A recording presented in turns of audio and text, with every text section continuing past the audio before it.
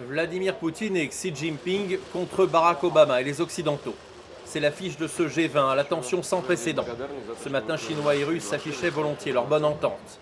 Dans moins d'une heure, tous les chefs d'État seront réunis ici au Palais Constantin. Ils seront accueillis par Vladimir Poutine. On pourra déjà mesurer alors l'ambiance entre eux.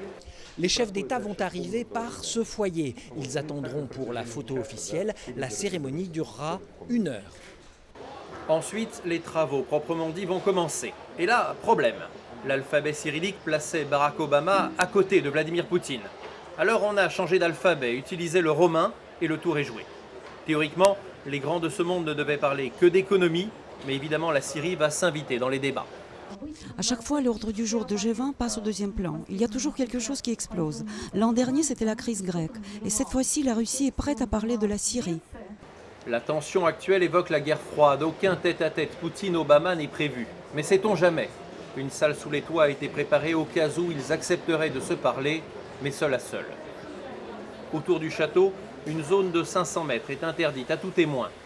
Les 3000 journalistes du monde entier sont priés d'attendre plus loin. Une conférence de presse de clôture qui aura lieu demain après-midi.